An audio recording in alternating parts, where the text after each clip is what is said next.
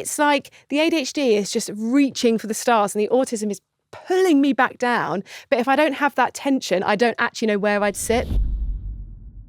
This is an advert. If you've got a busy brain, this one's for you. Get Doper was created from lived experience by someone who knows what it's like to feel permanently switched on, even when exhausted, and wanting support that felt steady and sustainable. It's a daily blend of 16 nutrients, amino acids, minerals, probiotics, botanicals and vitamins, all in forms your body can actually absorb. The focus isn't on quick fixes, but on steady, sustainable support for focus, energy, and gut health. People take it because they want to look after their brain, to stay focused, balanced, and keep their energy steady through the day. It's vegan, allergen-free, and packaged sustainably. And the feedback? It's been amazing. Thousands of people now take Get Doper every day, and 94% would recommend it. They talk about feeling clearer, more energized, more balanced, and less drained by the everyday. And for what it's worth, having taken it for 3 months myself, I recommend it. I wrote our manifesto and the plan for our research project whilst taking it, so it definitely gave me clarity and focus.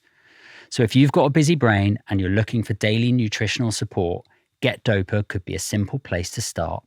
3 capsules once a day. Head to getdoper.com and use code HIDDEN20 for 10% off, or click the link in the show notes. And that's the end of the advert.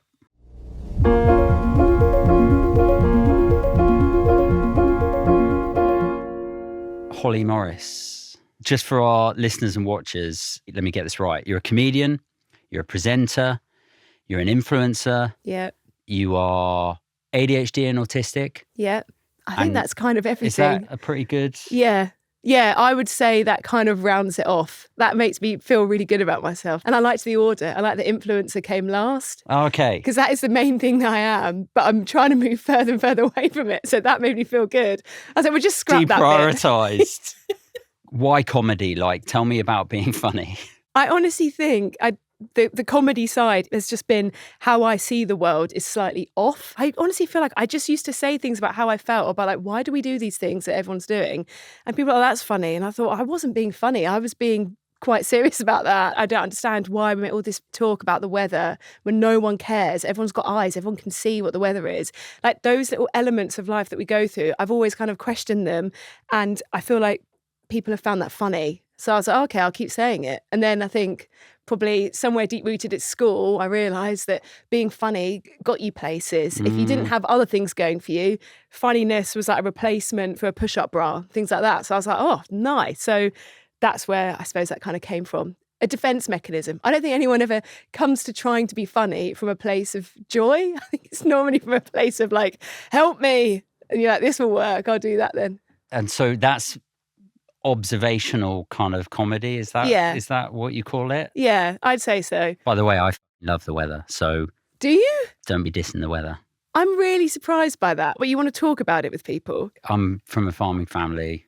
The weather is everything to me. I understand that from a farming family, but like when I'm talking to like Joe Bloggs on my road in Surrey that only leaves his house to go up the high street, I'm like, you don't actually need to know and you don't need to talk to me about it either. Or like Zoom calls, like I'm chatting to someone for the first time, never met them before, and we need to talk about some business, right? Why for 10 minutes are we discussing what it looks like outside? Oh, I'm totally with you on small talk, rubbish. Yeah. Why do we resort to the weather? But if someone engages me in the weather, then I will seriously talk about the weather. Well, if you're going to offer something interesting, I'd let it happen. I'd be like, fine. But if you're just going to be like, oh, God, yeah, I'm so pleased I'm sitting indoors. I'm not outside. Well, obviously, like water's wet. Of course you don't want to be outdoors when it's raining. Why are you telling me? Yeah. Just tell me your name and tell me what we need to do and let's just get on with it. Yeah. That's how I feel about that. I start all my like Zoom video calls, especially with people that I've not met before. I don't know why I'm saying this out loud, but I feel like I might need to change tact. I ask people, where are you? That is my first, I don't know what else to say. So I just say, where are you? And people 9 times out of 10 look really surprised that I've asked them that. Yeah. And you get some people who are like, in my living room. Yeah, and other very people, literal. Yeah. And other people who tell you I'm in London or wherever they are. Or like what stage of their life they're at. Yeah. You're getting all elements. Yeah, that's a very good opening question. Yeah. And we're going to talk about masking because I know you've got a lot of thoughts on it. And also, we haven't really talked a lot about masking on here with people, but it's a big thing where socializing is concerned of how do you start a conversation? Yeah. Well, I actually experienced this last week. So I had to go to this event and I had to network. I saw the video. Oh, and it was the worst thing in the entire world because I honestly couldn't believe it. I went up to someone. I went, hello, I'm Holly. They were like, hi, I'm whatever. Obviously, I didn't even listen to what their name was because all I was thinking was alarm bells were going off of like, what the hell have you got to follow up with, Holly? I had nothing. So now I was just like literally just being a brown nose. I was like, your writing is so good. They were just talking about being a writer. And I thought, Holly, you don't know this person. You don't know if their writing's good. You're just lying now. And then there was a pause and I just thought, now what? What is the next thing to say? I had nothing. And it was interesting because I was like, I can't believe, Holly, you've not got a follow-up here. You've actually lost all ability to talk. And then that was just the end. So at this networking event, I was there for an hour and a half. And the only networking was only 20 minutes long in that time. I went for about 4 weeks just to I had to have somewhere to go and somewhere to be, somewhere that people weren't looking at me and I wasn't having to think of what to say. Yeah. And my best performance was in the toilet when I was talking to myself, being like, what the fuck was that, Holly? Get a grip. Yeah, networking's insane. It's such a strange, forced thing, isn't it? Of okay, we're all going to network. What the f does that mean? Yeah, and it's like, why don't you just tell me what you want? I'll tell you what I want, and then we can go from there. My dad lived in America for about 10 years, and he used to go to these design conferences. He was like, they just have it down over there. It's literally like they're ready with the business card. Yeah. We're only going to chat for a couple of minutes. Is this interesting? It's interesting. Here's the business card. I'm moving on. Yeah. It's completely transactional. Yeah. Whereas we had a Hidden 20 dinner a couple of weeks ago. 30 people, big corporates, entrepreneurs, psychologists. It was really amazing group of people. I only really spoke to 3 people because I just talk to people and I don't want to move around the room. No. But networking is the opposite of that, isn't it? It is. I went to America recently and I realised they will just be like, I want this from you. Yeah. And I'm like, that's great. Because we didn't have to go through this rigmarole of pretending that either of us care about where you're from, what it's like there, what your job is. I can just say, hi, I'm talking to you because I'm trying to be a presenter and I know you're in presenting. How did you do that? And they'll say, oh, well, I like talking about myself and I like being able to say how successful I am. So I'm going to do that for a little bit. And then I'm going to say, well, can you teach me? They're going to say yes, or they're going to say no. Let's move on. Yeah. Next. Yeah, next. And I wish that's how we communicated. I understand if you're actually at a dinner party, because you're genuinely interested in those people. So you would be like, oh, I really want to talk to you about what you do, what your business is and stuff. But in general, I think maybe it's an English thing that we all are very self-deprecating and everything feels like it's got to be said in a certain way to be accepted. So that's why you wouldn't just come out and say, I want this, can I have that? Yeah. You would say, oh, I love the way you did this. Oh, I love this. Oh, if you've got a second, I'd love to invite you for lunch. But no, I know you're really busy. I'm really sorry for asking a question. We're so repressed, aren't we? Things we go through. And so what role does masking now play with work for you? Oh, it's an interesting one. I feel like, weirdly, my content is all kind of relatable. There's something about saying funny when you're talking about yourself that is embarrassing, but I'm going to have to say that for the context. It's meant to be funny. That's up to you to decide if it is or not. But that feels very natural to me because, again, it is just my observations on the things that we do that I think are odd. And I seem to share my opinions. And there's other people that are like, oh my God, I thought it was only me that thought that. Yep. And I love that. And I feel like in the realm of comedy, you can be self-deprecating and you can talk about things in a dry way. And because it's entertaining, people let you speak like that. But in the day-to-day runnings of my life, you can't really speak like that because it comes across as rude. I'm great if it's a one way. If I'm talking to my phone, I'm presenting, I'm talking to a camera, that's fine because no one's feeding back to me. Yep. I'm not very good when there is someone there being responding back and I'm trying to make sure that they feel okay. Okay. And I think that's how I feel.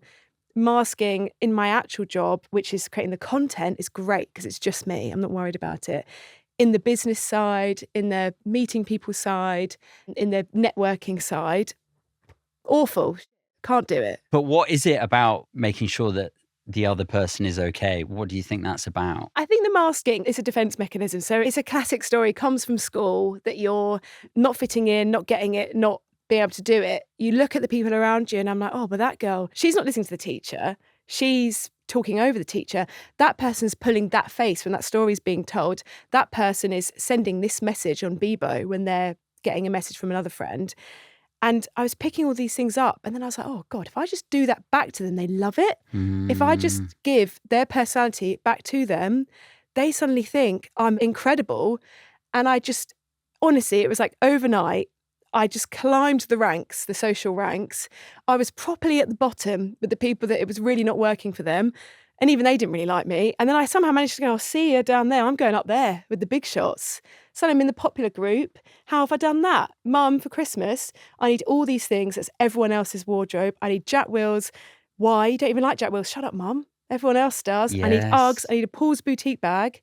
And I need you to shut up at the fact that I'm talking differently, you know? Yes. And so you do all of that, you get up to the top and you're like, this is the life. And then you get home and you're exhausted because you're like, I've actually been putting an act on for 8 hours and trying to concentrate on work and go through puberty and trying to learn. But at that age, like how much of that is conscious versus I just would like to be a bit more popular? This is interesting because I talk about it retrospectively now and I'm like, obviously, but at the time, it wasn't like I was going home and researching or like taking pictures of people secretly on my phone and then like getting that back and be like, Mum, we need to buy me this immediately. I suppose it is subconscious, but then some things I feel like were more conscious. I even remember my cousin, she used to do this thing and she would really strongly blink and it was a tic. But I remember thinking, oh, that looks quite cool. I started doing that and then I actually developed that tic and it then turned into this cough that I would do and I had to then really get out of it. But I thought that's a really interesting way of explaining how even subconsciously my brain is like, she's older than me and she's cool and she's doing this thing. And I even picked that up. Yeah. So I don't think on the whole, it wasn't particularly conscious. It was a survival mechanism. It was, I need to survive in this school. I've got to be here for another 5 years. I'm miserable. It's a bit like Pavlov's dogs. You know, I did this one thing they were doing, it worked, and then I just went off. And it didn't actually matter to me what my actual personality was like. I honestly think to this day, I still don't entirely know if I was left just in the world, just me, what my personality would be like. Yeah. I'm still a load of fragments of all these different people I've been around and all the creations. And if you spoke to, I don't know, 20 people that have met me, they would all say that I was very agreeable probably and just slightly different. And I'd always be slightly leaning and they'd be like, oh, she's so like me. Yeah. Every person I met. I've read you write about, oh, we're kindred spirits. Yes. Everyone thinks we're soul sisters, we're kindred spirits. And I'm like, well, of course you think that. I'm reflecting you back at you. Yes. So yeah, that's what I think masking is like so deeply ingrained in me that sometimes it's hard for me to know what is actual me and what isn't. Where did ADHD and autism then factor into all of this in terms of your awareness? I think I was about 28 and I was getting loads of like videos on YouTube and TikTok and everything about ADHD. And I was like, oh, that sounds like me. And then I went into a deep dive. I think this is, everyone does the same thing, don't they? Watching like hour-long YouTube videos. I'd already been in therapy for so many things, like, well, mainly anxiety, emetophobia, which is phobia of sick, like. Whoa. Let's talk about that. So Can we talk about that? Yeah. What is that? So emetophobia is a phobia of being sick. Emetophobia or metaphobia? E-M-E, then there's a load of other letters. Phobia. Emeta. Yeah. Okay, emetophobia. Yes. I've never heard of that. Have you not? No. What? Don't make me feel stupid.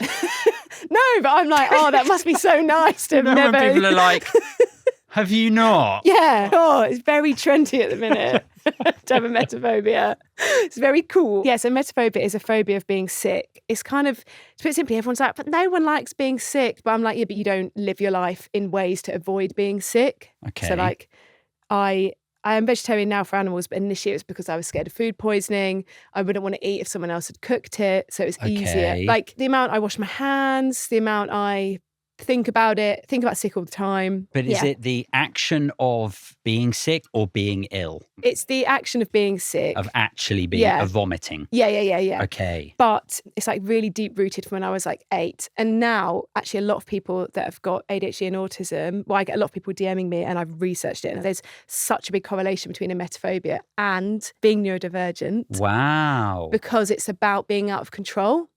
Yeah, okay. With any illness, like with a cold, you can blow your nose. You don't know exactly when you're going to be sick or what's going to cause it. And that's why often there is a correlation between them.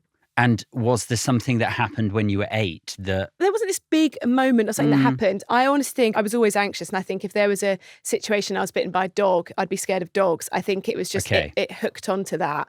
And then it was quite an easy thing for my brain to try and control so that then I could get through not worrying about everything else, because all I would worry about is that. Like I wouldn't have to worry about people dying or being anxious. All I would focus on was not being sick. So I imagine it was something to do with that. What if I was going to be sick? If you were going to be sick, I would just run out. We'd go home. That'd be the end. You wouldn't help me? Oh, I wouldn't. It's so bad. I say this to my partner, Rory, like sometimes if he's been sick from like alcohol, which he would never do, but like near the start, there might have been a few occasions when I wasn't telling him exactly quite how bad my phobia was. I'd be like, get in that toilet, goodbye, I'm going home now. Like I cannot help anyone. Can't deal with it. There's no helping. I don't care what happens to you. It's honestly, it's like something switches. And I'm like, I don't care about you, goodbye. Or like, it'd be his birthday, like drinks. And I remember he was like hiccuping in the back of an Uber. And I was like, you're ruining everything. And I thought, this is his 30th birthday. I need to not be shouting at him. Poor boy. So I've diverted. No, don't worry. I know we're coming back. Don't Okay. worry. Button mushrooms cooking, like those like English fry up mushrooms. Yeah. Like that will make me gag. Yeah. That is, I think, the only smell in the world that will make me gag. Yes. Where does like gag reflex? No, that wouldn't be allowed either. You would never eat another mushroom in your life. Okay. And you wouldn't be near one either. And if we went to a restaurant and you could smell it, I'd say, you can eat here, but I'm going to go. Okay. Rory, a raw piece of chicken has not entered our household. He can have a steak, but only when I'm away. Wow. Yeah, it's really interesting because it's so hidden, but it's so all-consuming. Anyone that sees this with emetophobia will be like, I know exactly what you mean, but because it's not like a social thing and you can hide it so easily. And it's so deeply baked into masking as well. Yeah, like, of course. Where does OCD fit? Like, is there that component to it? Yeah. You sound like you have to be, I don't know why I've just sort of put my hands over my heart, but I'm getting the sense of like, you are incredibly vigilant. Yes. Yeah. And that both in a all-consuming, difficult way, but also in a that's why you're so funny way. Thank you. Your vigilance, and then in a masking way, you know, like all-consuming, like I'm just, I get the sense that vigilance is a big thing for you. I'm incredibly vigilant to absolutely everything. I'm vigilant to people on the street, how they're responding. When I was trying to get my provisional driving licence, they had hazard perception on that. Okay. And I had to ask twice for the instructions to be repeated because I was like, but everything's a hazard. And then I failed it twice, got all the questions right because I'd obviously prepared for that because I don't want anything to ever go wrong. But that hazard perception, both times, you've done too many hazards. That's not a hazard yet. And I'm like, are you living in the same world as me? I'm like, if my life was that, I'd just be pressing it the whole time. If there's a visual for my life, everything is a hazard. I'm vigilant in a way of like comedy of, okay, who's the person that I'm with? What are they going to find funny? I'm vigilant in being correct in what I'm saying and being aware that I don't think I know a lot compared to the average person, so making sure that I don't trip up. Alarm bells are going off in my head. Are you going to say something that's rude? Is someone going to be pissed off? Is it not a tick? Like, my outward being is, I don't care, everything's funny, everything's whatever. Inside, the little people that I call them in my brain, there are thousands of them operating an office, and that office is still working on paper, it's still got filing cabinets, and it's all over the shop, and everyone's shouting at each other. But the work they bring out, I actually think is incredible, and I'm really pleased with it. But none of it is natural. I've never had someone say that you're very vigilant, but like that has really like got me because I'm like, that is incredibly correct. Yeah. I guess partly I'd see it because I really relate. Yes. And I'm not a comedian, but hypervigilance, Yes. that coupled with anxiety, masking, crazy attention to detail, Yeah. resistance to change, which the flip side is if you've moved anything or changed anything, I'll know. Yes. Yes. You know? And it will do something horrible. I will be nasty to be around. Yeah. And when you say it out loud, I'm like, that is insane. But I can't explain to you. But the flip side of the sort of vigilant coin is exhaustion. And you just talking then, like, that sounds really tiring. Yeah, I am exhausted on the whole, I would say. But I have a lot of things now that I do to fill my cup. I find exercise, competitive sport, it's like it just zaps. The exhaustion is different to the average person. I'm sure you'll like understand this entirely. I'm not exhausted tired, but I'm exhausted socially and I have to do other things. The exhaustion is being with my brain and it to be running. Whereas when I play like paddle, it's all I'm thinking about is one thing. And I'm like, is this how other people feel all the time? They're just thinking about one thing and then the other thing. They're not thinking about work, but also their parents dying, but also that message they've not replied to, but also being funny, but also being interesting and not being a twat. Yep. They're just thinking about doing that one job. Yeah. And I'm like, that is the dream. But in general, yeah, the only people that see it as well are like my partner and my mum and dad. That's it. Okay. And in the evenings, that's it. I'm quiet. I'm playing on my Switch. Like if my partner Rory wanted to be with someone that was always really tactile and really chatty, and there'd be no point being with me. Yeah. Like me and him get on because he likes to watch his golf videos on YouTube. I like to be on my Nintendo Switch. Our feet are touching and we're sat on the sofa in silence. And that to me is me saying, I love you with my whole being and I'll do anything for you. Yep. I don't want to talk to you. Yeah. I don't really want you to look at me. It's like, I don't want to make eye contact. I am here. But I'm here and I love you so much and I'd do anything for you. But it's interesting because my job is the opposite of that. Yeah. You know, because I love it. I love performing and then f***ing off and then being silent. The end. But I guess you've designed your life in a way that suits you, right? And you get to do sort of both. And I talk a lot for work and I don't talk a lot at home. Yes.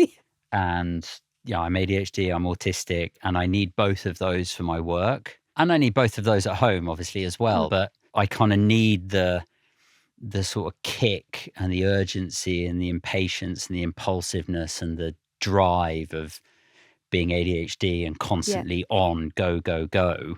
Because otherwise I'd just be in my own little autistic world, researching trees and doing a lifelong PhD in something and figuring out the blueprint for things and being all theoretical and never actually getting anything done. No.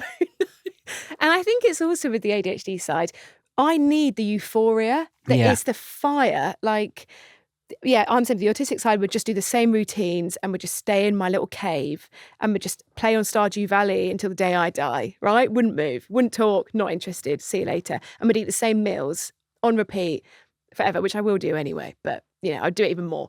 I would limit it just to my morning smoothie for breakfast, lunch and dinner. I'd sack off the rest of the meals. Yep. But I do think the ADHD side means I need the euphoria. I need the attention, like, of doing comedy, of being a presenter, of making the videos I make. I can't get that feeling anywhere else, of being a business owner, of making more money. Those sides I think are so fascinating because they're so opposing. The autistic side of me is like, I don't care. I don't need holidays. I don't like holidays. I don't need a big house. I need the same shit. I want it to be repeated. I don't need new clothes. This is all I need. Yep. We don't want money, Holly. We don't want all that. We don't want fame. We don't want people coming up to you in the street and trying to make conversation. No choices. Yeah. Yes. ADHD no decisions. Me, opposite. Yeah. We need to be the biggest star that's ever happened. We need to be a millionaire. For what? What are you going to spend that money on? I don't care. It's like the ADHD is just reaching for the stars and the autism is pulling me back down. But if I don't have that tension, I don't actually know where I'd sit, because if I was up with the ADHD, it would be a nightmare and I'd be really superficial and I wouldn't have any, I don't think, close relationships or grasp or understanding. But if I was just down here with the extremely autistic, insular kind of side of me, I think I'd be really down. Yeah. Because I'm both. I'm saying people that aren't both, I'm sure it balances out. I was only assessed, 3 years ago. So Yeah. I'm still trying to figure out this push and pull and increasingly leaning into it and embracing it of kind of, ooh, no, I'm like, let's go. Yes. Let's absolutely go. Yeah. Versus, no, small, simple, less, rather than the more shout kind of let's go. Yeah. You were at 28, you're watching YouTube videos. Oh, yes. I told you I was going to bring us back round. Yeah. You're relating to a lot of the ADHD content. Yeah. Then what happens? So then I was like, I need to get a diagnosis. Obviously, I'm on Reddit. Like, how do I get the quickest you're like, one? no, I need to get a diagnosis. That was your next straight step. away. I was like, I've got such imposter syndrome about myself, about everything about myself. And I was like, I just need someone to say to me, you're this. That's it. So got the diagnosis. They're like, yep, you've got ADHD. I was like, okay, cool. Kind of got that.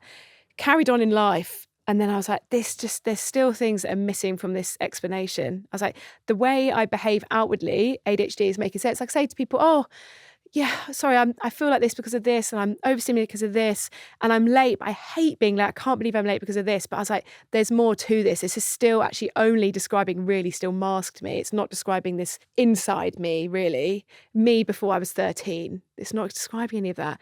Then I looked into autism, and I was like, I'm really quite sure I've got that. That was this year, so when I was 31. Got on the waiting list, got diagnosed all through Right to Choose on the NHS.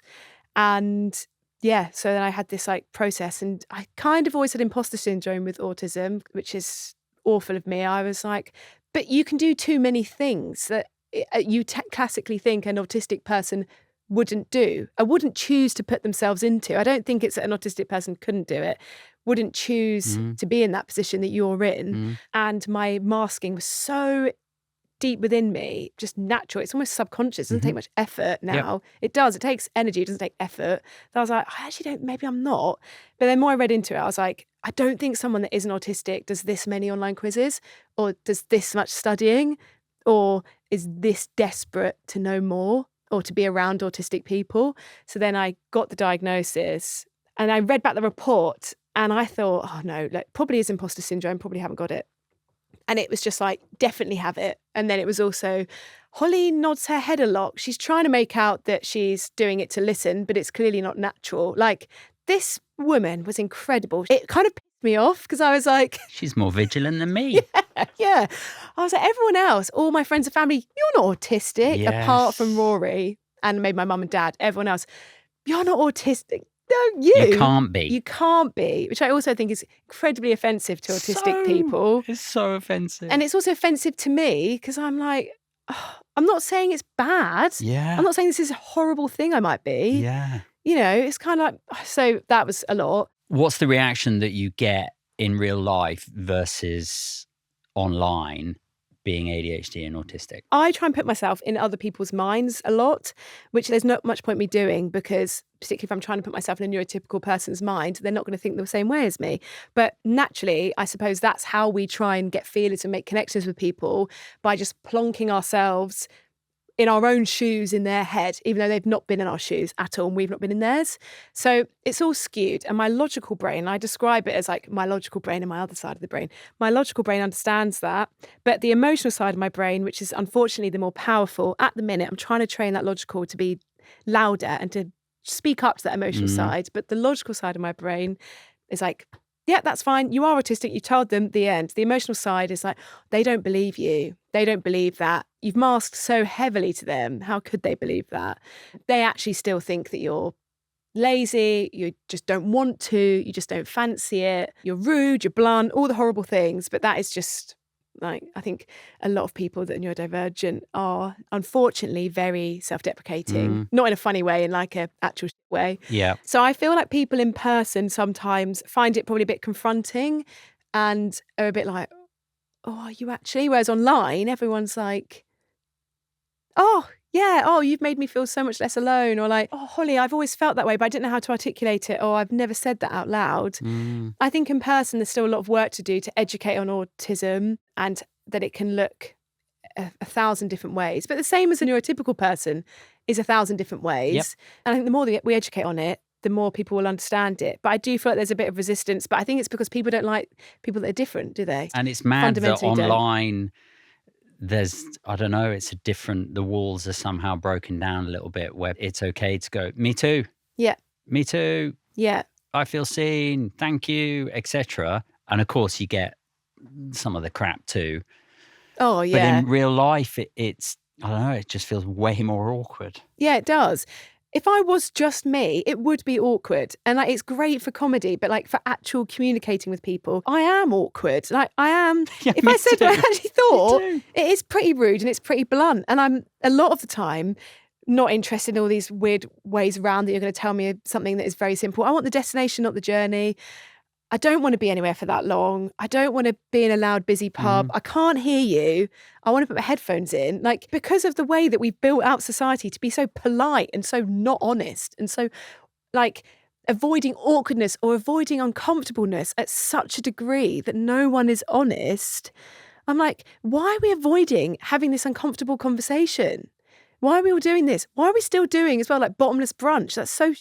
Yeah. Just sack it off. No one enjoys it. Everyone dreads they get that WhatsApp chat being like, we're going to this. Hen-dos, same. No one actually enjoys it, but we're all too polite to say that. Let's change it. Let's talk about friends, because I don't have friends. Yeah. That's a good place to start, isn't it? That's a great place to start. I don't, but listening to you, so I masked relate to a lot of what you were saying. You know, I was really good at sport and I was pretty clever. And so I got in all the top sports teams and that gave me a friendship group. Yeah. And so I could hide effectively. I was good at stuff. And if you were good at stuff, you were kind of popular. Yeah. And so, yeah, I don't know. I look back and I'm like, I was actually very lucky that I was good at some things and those things that I was good at made you popular. They're on a pedestal, aren't they? Yeah. In a really Yes. simple way. But then I've really only, you know, started to unmask or even learn what the masking is in the last few years. But I never had a best friend. Yeah. And sometimes I would question that of like, why don't I? I've got, you know, this big friendship group and I go to lots of social things and I'm one of the lads. And, but I don't have a best friend. Is that okay? Am I okay with that? No, I'm actually okay with that. And now I'm even more okay with it. That, like, I don't need friends. Honestly, it doesn't sound odd to me. I actually completely get that. It's not necessary. You've still got love. Sure. In your life. Yeah. Do you know what I mean? Like, I spend time with the people that I want to spend time with. Yeah. And I work with the people that I want to work with. Yeah. And I want to see my family more than anyone else. Yeah. And that's as simple as it is. But that's it. I think the fundamental is, I think you need love. You need love. And like you said, love is all different forms and it's coming from different people. But I don't think everyone necessarily feels this big need to have friends. And like when I had my autism assessment, she was like, oh, like, what are your friendships like? And I was like, do you know what? If I'm entirely honest and I'm completely not caring about what she thinks of me and I'm not caring about what you think of me or anything else, I said, it's a lot of work. It's something to remember to do. Being a friend is something that I've got to remember to do. Oh, I've done that wrong. I've not done this right. It feels like admin. It feels like hard work. Having friends, to me, it's like having a business. And I know, now I know that neurotypical people don't necessarily see friendships as that. They don't see it as which is a business they've got to keep running. But to me, I'm like, it's a shift. Like, really, if I was actually saying, I need to print off a picture of my friends and stick them in my kitchen on my wall. I will never think of them. I will never think of them. I only think of the people that are directly in front of me. Even if Rory, my boyfriend of 5 years, who I love deeply, if he goes on holiday, I'm like, okay, whatever. Like, initially I'm like, oh, I'm going to miss you so much. He goes and I'm like, okay. And like, he's a bit like, do you want to have a phone call? It's very brief. I'm like, I don't really need to do this because I'll talk to you when you get back. Same with my wife. Yeah. It's so, like, my brain doesn't do that. I've got such object permanence unless I'm with you right here. And I find as I'm getting older, I find friendships really, really challenging. Why do friendships feel like a job to you? I think because a lot of my friends I made when I was still masking quite heavily, so I'm having to drop feed this new me to them, which was very awkward. And I know because masked me was very important just to be like an echo chamber and just to reflect people's personalities back and to be easygoing and to always be up for whatever. And now that I'm not that, because I realised that was not true to me, it's hard to come back and be like, I feel like I'm saying to my friends, you used to have this really shiny, great version. I'm coming back. I'm taking that away from you. I'm giving you this shit version that really wants to say to you, I'd love to see you, but I want to see you between 7 and 9 p.m. And at 9 p.m, you're going to be like, oh, shall I go? And my mask is going to come out and I'm going to, oh, no, stay. But I really mean, please, when I say 7 or 9, don't ask me at 9. Because I'm not going to have it in me. It's a cut off. Yeah, just go. Yeah. And it feels like it's a lot of effort to have to say to people, this is actual me. And unfortunately, I'm not the same as you. And as a friend, I don't think I can offer the same things I used to be able to offer. And I'm in this stage now, because obviously this is recent, I've been diagnosed with autism. I'm trying to work out what it is that I offer. And I'm trying to tell myself that is enough. But at the minute, because I don't think I've got a good enough offering, I can't put the thing out. It's a bit like if I had a business. If I don't quite have the model perfect yet, it feels rude to give it out to people and get them to pay for it with their time. But it's interesting because you are thinking about it in terms of what it means to be a friend, in terms of what somebody else wants. And I get that, rather than, yeah, but what do you want? Oh, yeah, I've never considered that Like, at all. That doesn't matter. People might think this is really rude. I'm like, you don't need me as a friend. Yeah, yeah. I'm not going to be a great friend Yeah. in the definition of what a friend is. I am going to be in touch when I need something. And I beat myself up for that so much because I'm like, oh my God, I am literally only in touch with people when I need something. But I think the difference is that you're aware of that. And like you said, I don't need friends, because you're saying, I don't need anything from you and I'm not going to give anything. Like, that's actually fair, because you're saying, I don't want a friend because I don't want to give you anything, but I'm also not going to ask of anything from you. I'm taking myself out of the equation. Yeah, but then I am sometimes asking something from you. But also, then they could just ask you something and be like, well, True. I want that. True. You're not gun to the head, I need this and you need to do it for me, are you? No, and I'm not pretending. No, that's what I mean. If everyone just spoke and said what they want, friendship to some degree is that.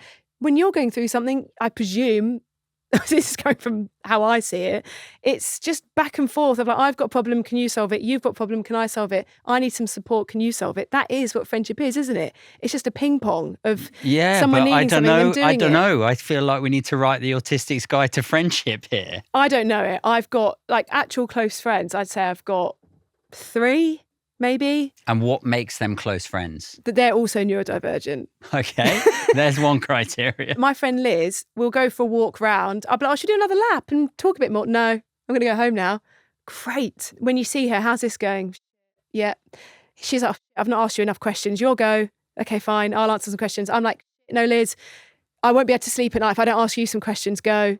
And then it's also like, she told me she's moving to Stonehenge, right? If that was another friend, I'd be like, oh, that's nice. I said to her, why the fuck are you going to Stonehenge? That's going to be so boring. Oh, do you think it is going to be shit? I'm like, yeah, I do. I was like, I'm not visiting. She's like, oh, I don't want you to come and stay anyway. Perfect. So like honesty and clarity. Yes. Like, oh. Yeah. Clarity is kindness. And my friend Liv is exactly the same. You can go to her house sometimes and I'll be sat in her bed next to her on my phone and she'll say, I'm going to bed now. You can go home or you can stay here. And there's been times that genuinely I've been like, I can't be able to get out yet. I'm at her house. She's asleep. She's done with the socialising and I'm just there on my phone and then I let myself out. And that's why I just love her. Or like I've got her Christmas presents before and like she'll say the next year, that was what you got me. And I'm like, I know, because you never used it. Yeah. And it's so rare. And I'm so lucky to have these people. It's this deep, deep honesty and clarity and understanding. And I do think you only get that with 2 neurodivergent people, because I completely get why a neurotypical person thinks I'm such a friend, whereas they just don't seem to think that. And yeah, I just love them. I would do anything for them apart from reply to the text. Like there's a level of efficiency and optimization there. Yes. in terms of like, we both know where we stand. Yeah. We're both able to go, I like this, I don't like this. I don't want to do that.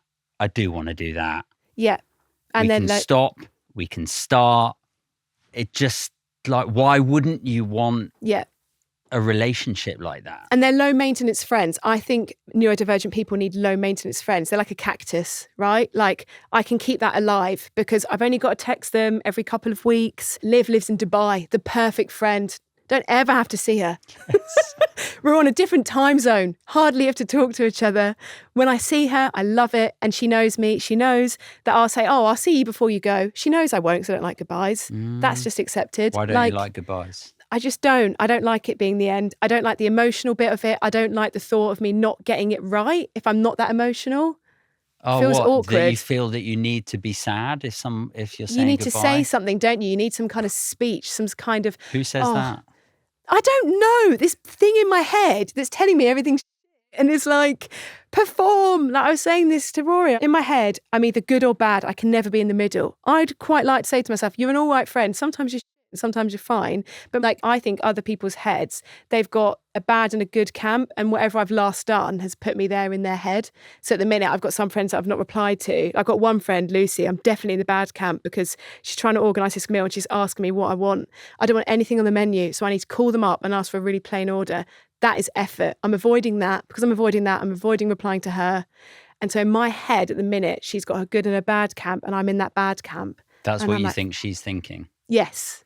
Someone told me when I was in rehab 20 years ago, Yeah. what someone thinks of you is none of your business. I know. Unless they choose to tell you. Yeah, which she won't.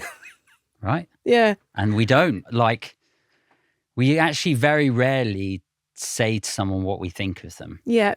Oh, here's a good brother card or a Mother's Day card. We give lots of people feedback in the work world. Yeah.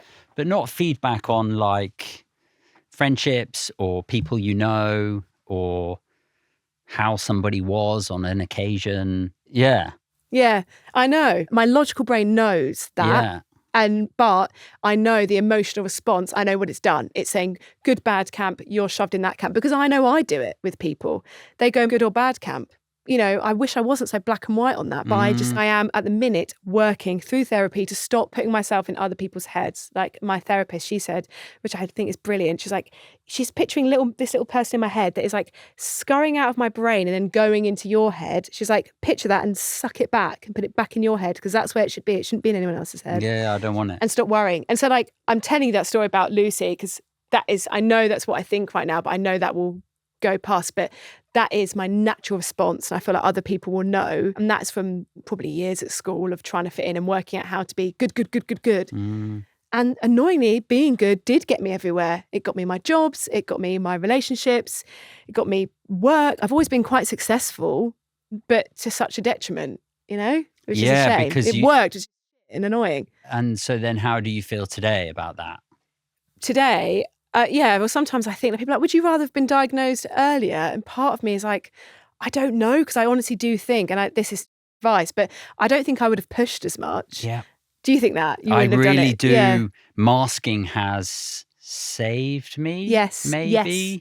Yeah. Sounds a bit dramatic, doesn't it? But I think it. unconsciously, obviously, learning to mask has helped me get by. I don't want that for anybody, though. Yes. Like, I don't want my daughters to believe that they've got to pretend or mirror or be a chameleon or be what someone else wants them to be in order to get on and thrive. I don't want that for anyone. But yeah, the masking thing it's a tool, isn't it? Yes, it is. 100%. It is. And it's how you use it now. Yeah. And I think I know within me, I know there is, and everyone's so scared of being up their own arse, but I honestly believe within me there is some sort of brilliance. And I try and really tell myself that, and I know that. And I do think the mask helped me bring it to life, but it's understanding. And this is what I hope my future children, I'd say to them, if they end up anything like me, I'd be like, you're good in short bursts. That's it. Okay. And when you go to a workplace, show them what you can do and say, I can do this for you, but these are the conditions I need, and this is how I'm going to do it. And if they can see the output, I'm sure they would want to work with you. Yep. But it's just having that self-esteem to be able to say that and to be able to notice the positives about me, because all I noticed until 28, I'd say, was the negatives. I didn't notice the positives, whereas now I've had to really train myself to be aware of the positives of being me and to thoroughly believe in them and be like, well, even if you do think that, whatever, or like knowing I can do it. But they say that as well, like neurodivergent people are great as like entrepreneurs, but are really not that great at being employees. And I completely get that. I was an employee. You had a lot of jobs, didn't you? I had in a very short space of time. I had about 8 jobs in 2 years. Like, what was the point? My LinkedIn was on fire. My dad was like, it's going to look so bad. I was like, Dad, I can't stop. Like, I have done every job under the sun. Why was I a PA? Hello? I can't organise anything. Why the hell, you know? But I think the main thing is, my mum always said that about you just got up again. Every time you got knocked down, you just got up. And I think that's all it was, is that I pushed and I pushed. And I feel like now I'm reaping the rewards of all that pushing. But what is the advice? Because I agree, I wouldn't want anyone else to push like that. But I'm really So what would grateful you to that. say, so therefore, to put you on the spot? Yeah, great. I don't have a solution, obviously. Look at me. To someone listening, watching, who's like, oh yeah, this masking, yeah, that sort of chimes. And oh yeah, it is really exhausting. What have you learnt works around masking and unmasking? Like you said, using it as a tool, not as a defense mechanism. So I use my masking in the key moments. I'll use it here, probably to some extent. I'll use it if I'm meeting someone's parents and I don't want to go into the depths of what I'm actually like, and I don't need to because I'm not going to see them again. I'll use the tools that I've got from being neurodivergent. I do think sometimes set me apart in the skills that I want, that are creative and problem solving. And I use them when it's necessary, and I do everything I can to make them happen. And I recognise the other things around me that are like holding me back, and I try and limit them. And I'm really trying to make my life my own. I think it's about also like analysing yourself and be like, hey, what am I good at? And being like, okay, well, let's go forward on that. Let's try. I think the main thing a lot of people struggle with is starting, or the embarrassment of starting. You know, there's something within you, there is a nugget of, there's a little light within you that is going to do something good. You know it's in you. You know it's in there. You keep saying to people, oh, I'd love to have done this. Oh, one day I'll do this. Just start that thing. And in starting that thing, you will start to grow this belief that you're good. You'll get a bit of feedback. Oh, that felt good. You'll get that euphoria, like I said, that I get out of making content. Oh, that felt good. And it will grow and grow. And then you will use your masking and your abilities as a tool rather than if your whole environment is just you're just trying to put out fires. If you find that little light within you of something you're good at and you try and let that grow while doing the shit, you've got something, I think. I don't know if that's quite well explained. But No, it makes sense. I mean, I completely disagree with the make content, feel good about it, because I feel the opposite. Or I don't even want to make content, and I don't, and then I won't feel good about it. So I'm not with you on that front. But what's the worst thing someone has said about you? Well, I didn't like it when someone said it like Dory the fish, but do you mean more like personality-wise? I've had a lot of shit that people have said to me. As a creator, you get so much. Really? Yeah. My boyfriend acts as my head of PR, and he won't let me look at half the comments because he's like, I want to respond to them and be like, that's not actually true. I'm actually like this. And he's like, no. Sometimes if I'm on the toilet too long, he's like, you better not be replying to hate comments. I'm like, no, I'm doing a shit. Leave me alone. But I'm actually there like, fuck you. Leave me alone. What is controversial or bad about what you're doing? It's normally about what I look like. It's not so much. Really? Yeah, it's not really about what I'm doing, because you can't take the piss out of someone that's taking the piss out of themselves. Exactly. Like, I've already said that joke, so yeah, I don't really get I'm there, that. mate. Yeah. Too late. I do feel bad for people that leave those kind of comments. I do think they're often going through something, and so then they're like, I need to attack you for some reason, or it's because they don't get satire. So I think quite often people think I'm being serious. Okay. So then they're like, that's not actually, I'm like, well, obviously. It's fine.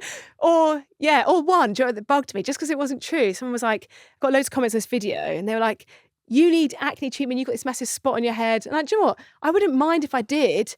I'm like, that is a wart. That is a wart or a mole, okay? And I went to reply to all of them. And Rory was like, you don't need to tell Ian from Wigan that it's a wart. Like, who cares? But it's just factually incorrect. And that bugs it's me. wrong. It's wrong. It's a wart. So shut up. That's not going to work. Be putting acne treatment on that. So I've digressed there. No, but I guess I'm just surprised that it's that surface. It's like that. It just it's an easy shot. aesthetic. You go, Yeah. But they don't bother me. The comments that bother me when people comment on what I'm like, someone said like, oh, I made some joke when I said about the networking that I was like sweating profusely because I was networking and I was like, why am I here? I'm so shit. And someone commented being like, you're so lucky to be in these positions. It sounds like you're taking them for granted. You clearly didn't prepare. People would kill to be where you are. Okay. And I want to go back and be like, I've made a funny TikTok. Do you not know that I've prepped for weeks? I've written scripts out. I've gone YouTube videos, how to make the right facial expressions. Like, that's the problem I find sometimes with doing comedy things. It's like when people are like, you're taking the piss out of this. You're not grateful. I'm like, I think someone's going to take all of this away from me every day. Like, I couldn't be more grateful if I tried. Sometimes I've got tears in my eyes talking about where I am in life because I never thought I'd get there, you know? They're the things that hurt me, is people thinking that I'm a bad person or that I take anything for granted. I don't take a second of even being alive for granted. Like, everything to me feels like it could get taken away in a millisecond. I'm sure you're exactly the same. I'm with you, and I'm driven by a fear of failure. Yeah. Ultimately. Not the pursuit of like success or achievements or none of it. No. I just don't want to let down. I don't want to let my team down. I don't want to let the companies down. I don't want to let my family down. I don't want to let myself down. That is the biggest driver. Yeah, it is. And I've got quite significant imposter syndrome in some aspects, but I've still also got a big ego. So it's very confusing a lot of time. But I read this thing about how we think. It was this really interesting book that I can't remember the title of, so that's good. But it was... Thank you. So that's really useful. Holly Morris. I'm just dishing out gatekeeping the it. helpful stuff. Yeah. I don't want any of you to get better than me. I read this amazing book. And I can't tell you what it is. And I'm also going to give you a bit of it, but I'm going to botch it because I don't remember exactly because I skim read it. But it was basically saying that a lot of like leaders or whatever, there was, I think it was in like Iceland. So this is whatever the story is. Good story. It's all alleged. And there was this woman that was going for Prime Minister. She had no chance of getting it at all. And then there was the other person that was going for it and he was really sure of himself. Anyway, because she was an imposter, she ended up thinking very differently about how she was going to approach it because she was like, I've got no idea. So I'm going to try these 10 avenues of how I'm going to approach it. Or she was also like, God, no one knows what my feelings or thoughts are. So I'm going to tell them very candidly. I'm going to get people where they are. I'm going to go in Facebook group chats. This was ages ago. I'm going to have in-person talks. I'm going to really get people on an emotional level. In the end, she didn't quite win, but she got really far up. And it was that imposter syndrome that actually drove her to be really successful. Yep. Whoever she is, because I don't know her name. In whatever book she's whatever written country, about. whatever book, whatever day I was reading it. Like, how important to you is thinking differently? Oh, incredibly important. I think it's the main thing I've got going for me. It really is. And I love my brain. I love the way I think. I don't always love the way it's received, but I honestly do. I'm never, ever going to say, oh, neurodivergent is a superpower. It's not a superpower. Like, it's so many things for me, for people around me. But I do think there's certain elements of the way that I think in the now what I work in, I wouldn't have without being neurodivergent. Yeah. And what are your hopes for breaking this cycle of people feeling ashamed and rubbish and all of the societal challenges that there are for neurodivergent people, and the opportunity that social media and content has to like catch society up and break it? What do you hope?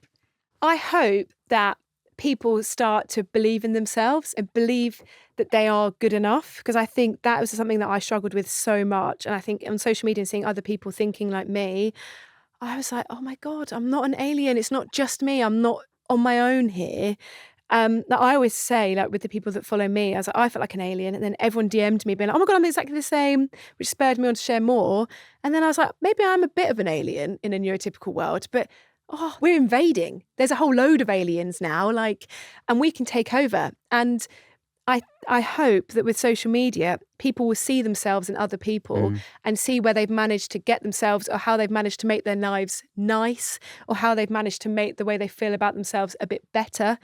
And they will absorb that rather than just absorbing what neurotypical people are doing and trying to shove themselves in against ever feeling good, ever feeling enough. I hope that you will start to see yourself as someone that is worthy of all the good things that you would like in life, and not letting neurotypical and societal norms make you feel like you're never going to get that. Because that's how I always felt. I just thought, life is just a slog. It's just something I've got to get through. Like, I've got to do this for potentially like 80 years. Yeah. I can't do that. Are you joking? Yeah. Whereas I think with social media and seeing other people like you and seeing how they are managing things, it gives people a window of hope. And I think that little bit of hope, that is that light that I'm talking about within you that can then grow into something bigger and bigger until you make more room for yourself. Yeah. You say, oh, I'm not actually going to go to this meal because I can't think of anything worse than being sat in a loud place with all these people. Do you know what? I'm not going to keep going after being the CEO and earning a load of cash because actually, fundamentally, I don't give a shit about that. Yeah. I'm doing that to look good. To who? People I don't give a shit about. Yeah, or because I think I should.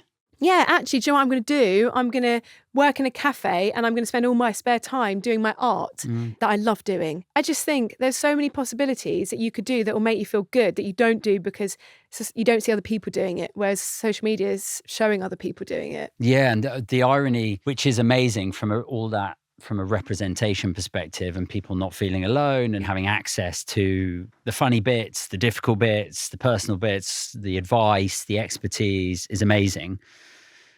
I get a little bit concerned, we were talking before, when people then translate that to being like, oh yeah, being autistic and ADHD is trendy. Yeah. Or it's being overdiagnosed. And you're like, no, we just missed a load of people. Yeah.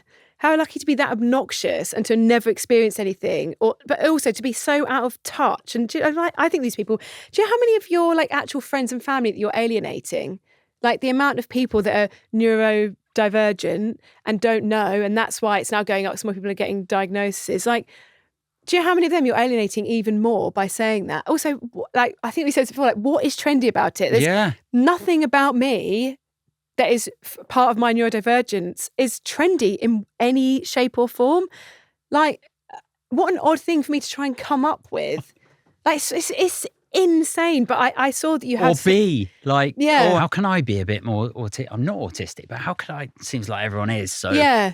I know. I think it's really odd to say that, oh, it's getting too trendy, everyone's talking about it, because all of us have suffered in silence for so long. Do you know how incredible it is to have someone else online say what you've always had like deeply in your brain, but you've never shared because you thought people are going to ostracize you and people are going to share it. Same with like OCD and like having horrible intrusive thoughts. Like no one ever spoke about that. And then when they do, you're like, oh my God, I'm not a horrible person. It's actually like a condition and this is so incredible. Yeah, I think it's a shame that people think that talking about it on social media makes it trendy. But a resistance to its change, right? It's who hate change. Hold on a minute. That's not what I thought.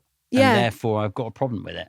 Yeah, exactly. And I also feel that as a woman, like when I actually speak directly or do things that I want to do, I feel like people do have a problem with it. Again, it's because it's change. It's me being assertive and direct, which I never was. Yes. And they hate that. And it's so difficult. And I understand why they hate it, because before I've been so like, I don't mind if you could just do this. But I waste so much energy on all those random filler words that mean cool. I don't want to talk like that at all anymore. Now you can I'm just over it. get communication. Yes. Clear. Yes. Clarity is kindness. That's what I'm realising. And the more that I lie to people and make out everything's fine, oh yeah, I don't mind, I'm easy, I'm just creating such a big barrier between me and other people. And I don't want that anymore. I want to be really close up with people and be like, this is what I'm like, this is what I think, the end. I don't want to be doing all this filler shit. And a lot of people actually like, oh, that's a relief because now I can stop pretending as well. Exactly. And I think that's just, to me, it doesn't matter how your brain works. That's just good universal design. I was on a Teams call yesterday, 3 of us on the call, 2 of us with no background noise, 1 person who's in a public place. That person said at the beginning of the call, is it a bit noisy with the background? And I didn't say anything because I was like, I don't know yet because we're not in the call, really. Yes, I've not experienced it yet, so I can't tell you how I feel about it. And the other guy said, no, it's absolutely fine. So on it went. And then I could just feel it. I'm like, I'm struggling to hear. This is loud in the background. I can't I'm going to say something. Yeah. Historically, I wouldn't have. And then I would have just been, and this is my business partner who's sat in the loud place. Yeah. I'm like, no, I can tell her. But I'm not going to embarrass her. Yeah. I'm going to DM her. Yeah. Perfect. So can you shut that up? Turn that off. And then she goes on mute and the second half of the call is amazing. Everything goes down like this, doesn't it? Yeah. Yeah. Because I can feel it. It's like the feeling of other people of rage. Yeah. It's like, and it's so weird how when you stop it, it's like, oh, someone's just let out the tap of that. And then guess what? I'm kind of half engaged for the first half of the call because this is going on and it's taking over my brain. The second half of the call, I'm fully engaged. Yeah. And I am talking and I'm active and I'm into it because I can hear and concentrate. Yeah. And I've removed the distraction.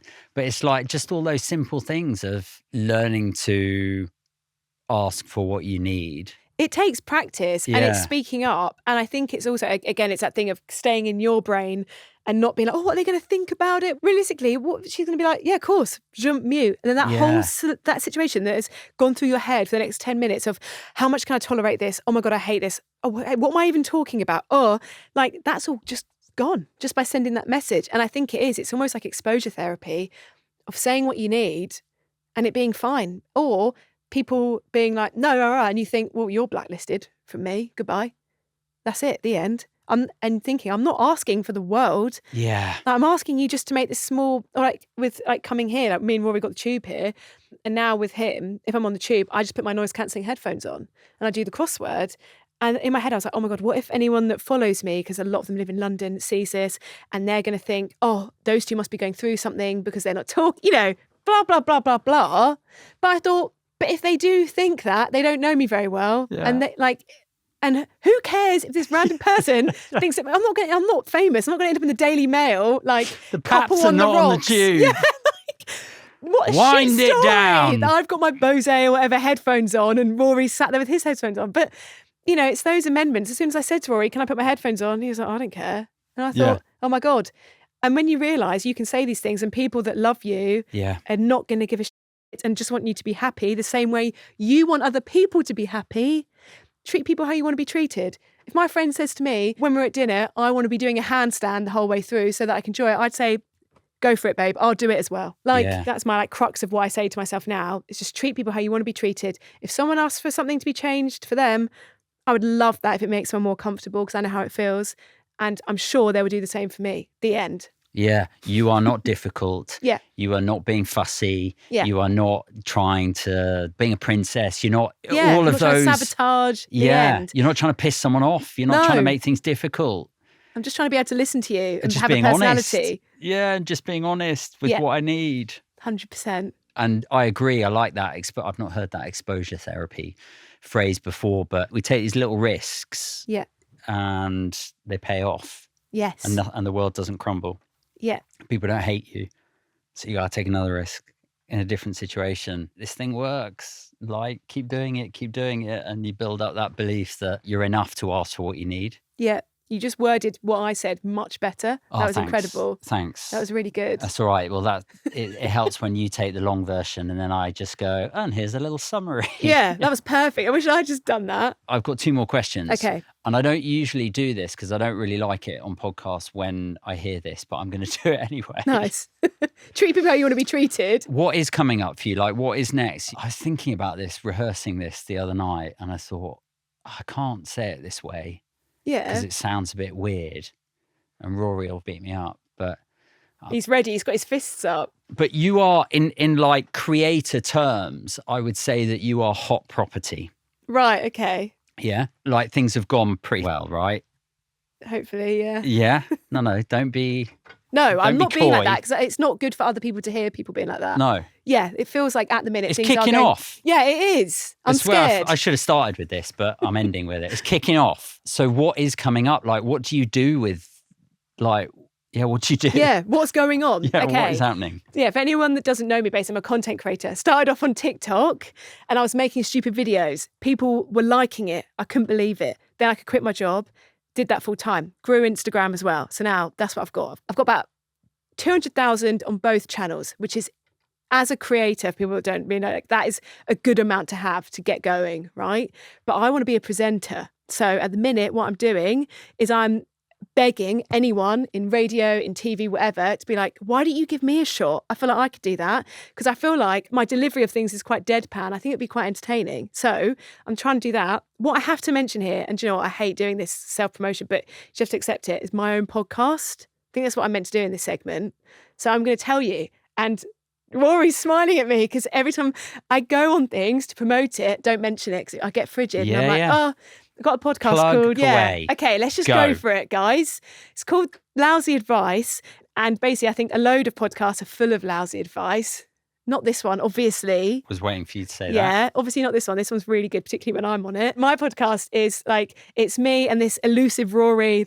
We talk about all the lousy advice that we've seen on different topics, like dating advice or day-to-day life or work. And it's just quite entertaining and it's all quite deadpan and it's quite good. So I work on this podcast, but in general, I'm trying to break into traditional media and present because that's what I want to do. I want to be a radio presenter. So that is what's happening for me. What kind of radio do you want to present? Like, we've got a lot of people listening. Yeah, they might work in radio. I'm not fussy at this point. I can do whatever. Like, whatever you want me to do. Is that what you say? Okay, what do I say? I just want to be on there. Yeah, like, ideally, Greg James, we can sack him off, get me in his position. He can stay on Tailenders. Love him on there. Yeah. Like, he's a national treasure. Everyone loves him. Like, we can't love him forever. Like, it's my turn to get Radio 1 DJ. I'd love to be Radio 1 or Radio 2. Okay. That's where I want to be, or Kiss or Heart or any of them, Global, whoever wants me, I'm ready to go. And I'd love to present something on TV. Like, I'd love to do like It Takes Two. Steady like on, we're just getting you onto the radio. No, now but you've got to just go for it. Well. Once you're trying for it, you have to keep pushing. Okay. This is so unnatural to me, but I've decided that I have to think big because even if I don't make it right to the top, I will get somewhere that'll be pretty good. Yep. So that's the plan of action. You've got to believe, you've got to put it out there. Yeah, exactly.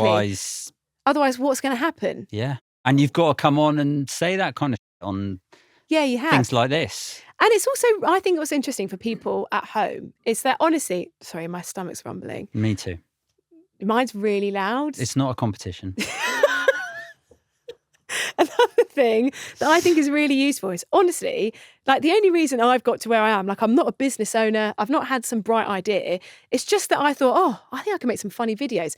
And I made a few and then I kept going. But if I'd never have made those initial videos for the first 2 months that were going to no one at all, I would not be sat here. No one would have any idea who I am. And I wouldn't ever be saying I'd be a radio presenter because I was nowhere near it.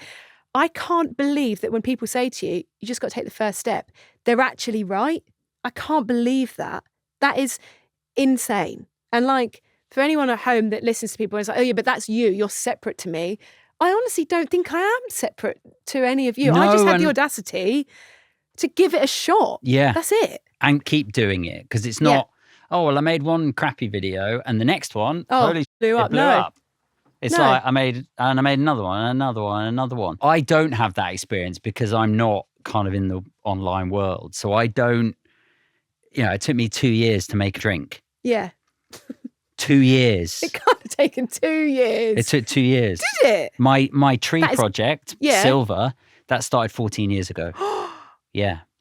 That is incredible for a neurodivergent person to commit to that for that long. Yeah, and that's so incredible. Rather than make a drink every week, right? Yeah. And see what people think and like, oh my God, the people hated the first ones and then what they loved. I'm like, no, I'm going to spend 2 years and then I'm going to see if anybody likes it. Yeah. Which sounds ridiculous, doesn't it? But it worked. Yeah, but in the physical world, you can't just make stuff quick. You can't just go, I'm going to make some chairs. I'll make this one this week, another one next week, see what happens. Yeah, and so I love the digital world for that, though. There are loads of great stories of, I just did, we had Sophie, vegan chef, on. She made videos for 30 days. That was her goal. Yeah. She had like 100,000 followers at the end of it. Yeah. Bum. It's just sticking at it and it's accepting that you're going to be shit at something, which I know that we all really struggle with. Like, yeah, because you put yourself out there and no one wants to not be liked or not be popular, etc. Yeah, you don't want to put something out and it be a dud, but you're never going to know if you haven't tried that. Every time you fail at something, you're getting closer to doing something good. And I know I'm giving proper like motivational speaker and like just speaking in code, but it's so odd that advice is genuinely true. Like I was doing that still in my full-time job in advertising, but every morning I'd get into work, I'd edit on the way in, I'd film something at lunchtime, I'd film in the evening. You've got to put a shift in. It just like nothing good just comes when you're like, I want to start now. You're putting a shift in, but you're putting a shift in the right direction. Like you're on a little canoe in life. This is a book like Karen, but it's called 4,000 Weeks. It's an incredible book. And it says everyone wants to be on this big cruise ship and just cruising in life and it's chilling and you're waiting to be on this cruise ship and life just feel easy and like, it doesn't matter how big the waves are because you're on a massive cruise ship, but actually in life we're always on a canoe, we're on a tiny little canoe, and we can easily, there's going to be big waves you can go over, you think you've got more control, you haven't, but the only thing you can control is the way that you're going to steer. And I just steer towards what I want. I'm steering towards being a radio presenter. Will I ever get there? I don't know, but I'm going to get closer. I'm going to get little opportunities, and it's just choosing what you're going to steer towards and doing those little motions to get there. Because you're always going to be on a canoe, unfortunately. You're never going to find it. I bet, you're very successful. I can't imagine you have ever been like, oh, that's enough now. No, it's never enough. No. Permanently dissatisfied. Yes. Yeah. Yeah. You're still on that little canoe. No matter how successful you are. Yep. You're still on that little canoe going towards, you don't know exactly what, but just steering in the right direction and taking what comes. You know that no matter how successful you are, you're not on a cruise that's just going to be fine. That's it. You're still in that little tiny canoe. Thanks no matter very how much. successful you are. Stay on the canoe. Yeah. Yeah. I also like that you just said yes when I said you're successful. I hate when people are like, oh, I don't know if I am. No, I said thank you. Yeah, but you didn't then go like... Because that's the other thing that I was told 20 years ago, listen to. If someone gives you a compliment, the rudest thing you can do is dismiss that compliment. True. And the best, nicest thing you can do is thank somebody, whether you believe it or not. Yeah. It's not for me to say whether I'm successful or not. You think I'm successful. Yes. Thank you. Yeah. And that is what I think, and that's just subjective, and that's It's up fine. to you. Yeah, you're right. So when I said you said I was a hot shot, I'm going to retract hot what property, I said. actually. Oh, did you? Okay, I'm saying I'm a hot shot. You said I'm a hot property. And I'm going to say thank you to me for calling myself a hot shot, and thank you to you for calling me hot property. There you go. Here we go. Aren't we great? We've sold the world now. My last question, our green dot badges, you've got one on, I've got one on. They're our symbol of support for neurodiversity. Yeah. Money goes towards charity. Very important. Got a second one here for you. Mm-hmm. Who would you like to give this to? I think you have said I can do this, but I just wanted to check. I wanted to just give it to someone that's personal in my life. Of course. Is that all right? Well, don't do it to someone that's personal in my life. Yeah, that's annoying because I was going to give it to your wife, but now I can't, can I? So the person I'm going to give it to, it feels so obvious and so cliche, and this is really exposing, or I can see your brain working. Yeah. Oh, only one person who I don't want to offend them. I don't want to offend them. What about him? Or maybe everyone's thinking I should give it to Rory because he's such a supportive partner. Yeah. Yeah, but you've ruined it because that's who I'm giving it to. So nice one. I know that's what everyone thinks. Oh, you're giving it to your boyfriend. That's so sweet. Shut up. Whatever. But unfortunately... Give it to your PR manager, okay. No, I'm just, So you can have it as well. No, I'm going to give it to Rory, but I'm not going to give it to him because, oh, he's so good. But I'm going to give it to him as a warning to other people when choosing a partner. Right? But this is good still for him. There's not like... You're not throwing him under the bus. Yeah, if you see someone like him, avoid.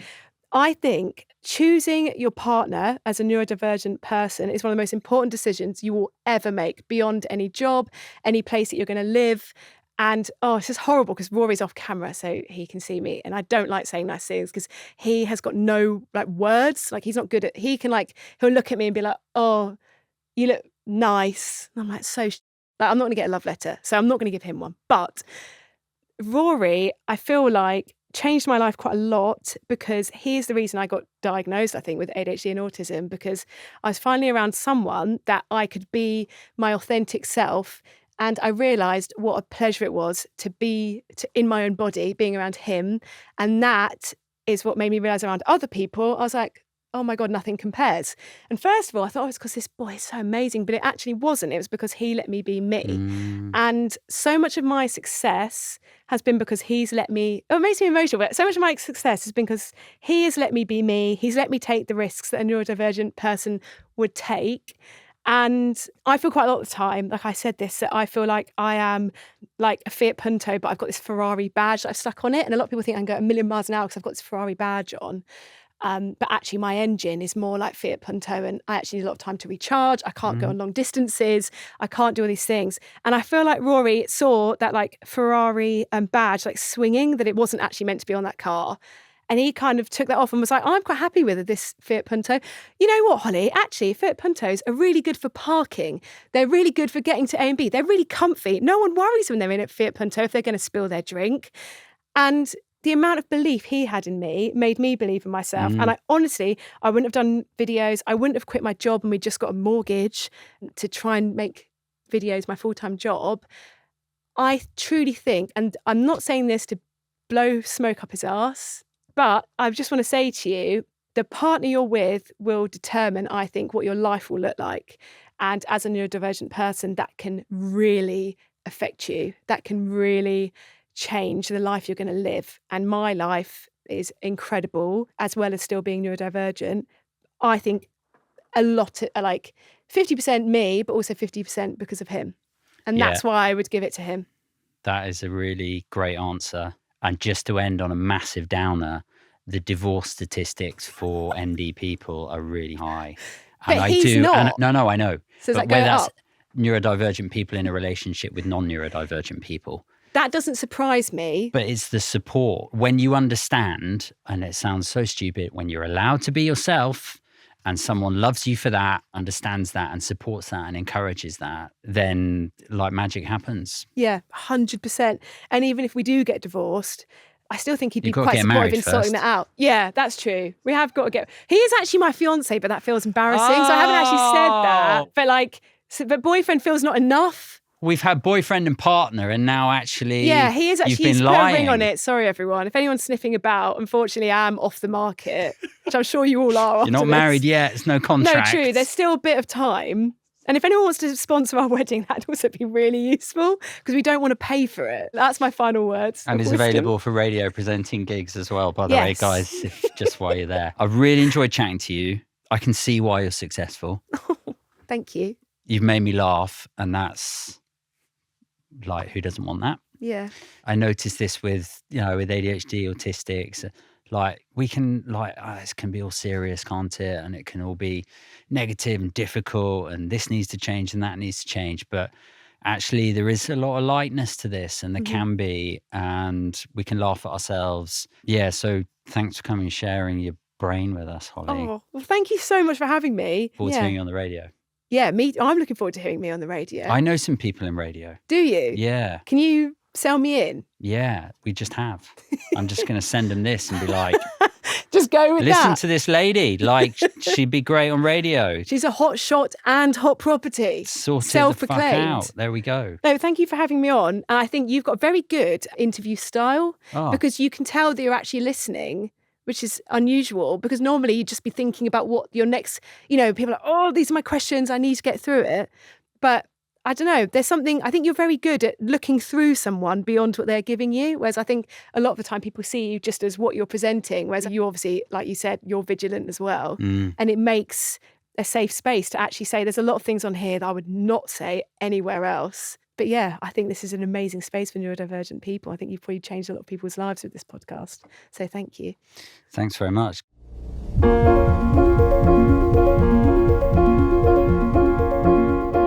That's it for today's episode of The Hidden 20%. But just before you go, a favour. The Hidden 20% is a charity, and we do this to bring you the truth, the latest research, and the real stories that matter. So if this episode spoke to you, then please hit subscribe. And if you can, donate via the link below. Finally, a big shout out to you all for listening and our brilliant team who make this all happen. Phoebe, Charlie, Kristen, James, John, and the guys at TYX Studios. We'll see you next time.